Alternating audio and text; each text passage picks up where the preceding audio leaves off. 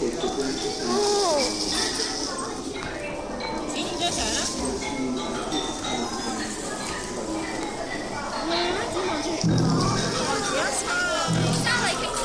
係喎，真係有啲窿喎。係喎，真係有一啲窿喎。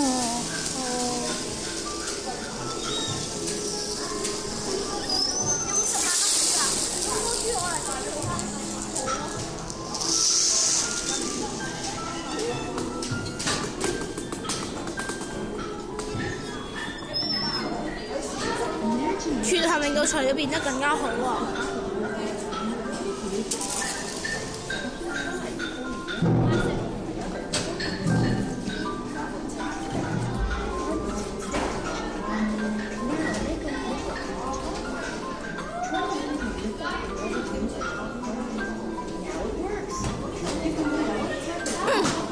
係喎，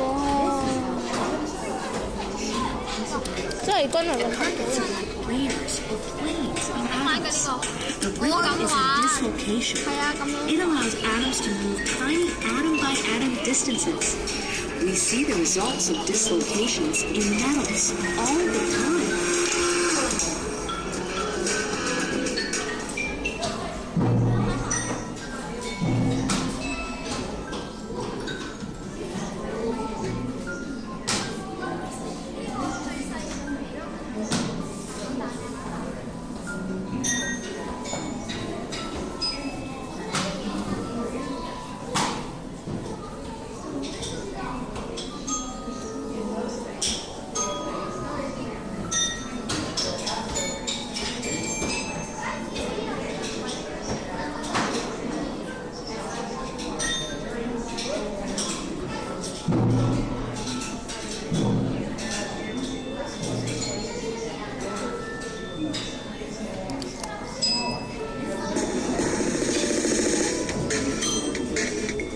What makes them strong? There's all different kinds of strength. So do you mean strength if you just hold on something, or if you give it a whack, or how tough it is? And those are all different, don't have different answers. But essentially it's the bonding between atoms, so there are all kinds of bonding. The attraction between the molecules depends upon the elements that are contained in the molecules and the way that they're put together. And some materials that are strong because there's a strong attraction between the different molecules, or they're bound together or wrapped together in some way to bind them. And the materials that are weak are that way because there is no strong attraction between the molecules.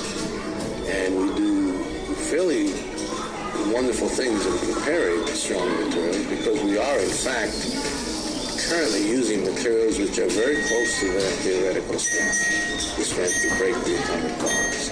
And so we've succeeded to a large measure. On the other hand, every once in a while nature comes around and bites us in the backside, and we get surprised, and usually a disaster occurs.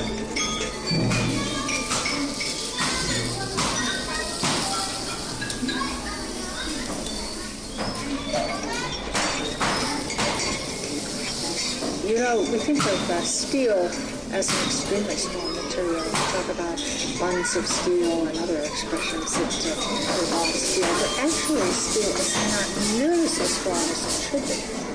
Metals are not actually, in the grand scale of things, all that strong. The real interesting question about metals is why they deform so easily. The thing about metals is you can bend them. That's what makes them such fantastic, useful materials. You can shape them.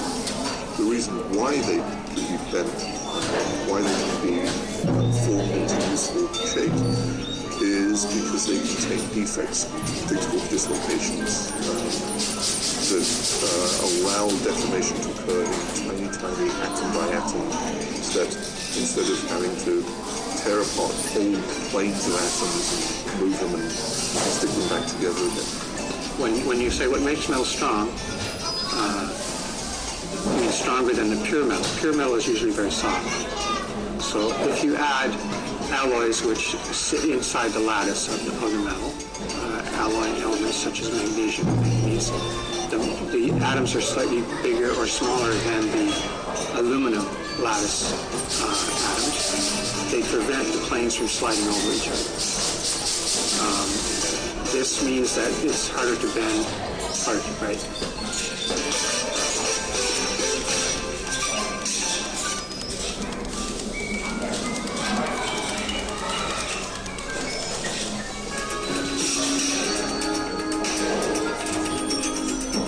It's the basic arrangement of atoms that give various materials their functions, and much more important than the nice, even, crystalline lattices that we think of the various defects. You start off with a perfect, reasonably perfect crystalline material, and to actually deform it, to get it to form in the way you want, you generate defects and move them around, and that's the mechanism by which materials are formed. And so the way that the atoms interact with each other and the way that flaws are present in the material determine most of its mechanical properties.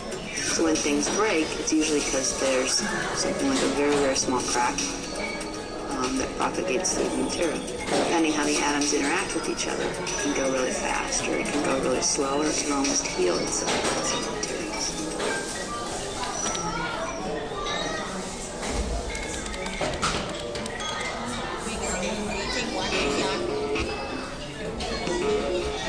Imagine you have two carpets, one on top of the other, and you wanted to make the top one. If you tried pulling one on top of the other, what would happen? Probably nothing. The carpets would stick to each other. Now make a ripple in the top carpet. Try moving a ripple in order to move the top carpet. Now it works. You can move one carpet over top of the other one. This is how atoms work when you shape a piece of metal. The carpets are like layers or planes of atoms. The ripple is a dislocation. It allows atoms to move tiny atom by atom distances. We see the results of dislocations in metals all the time.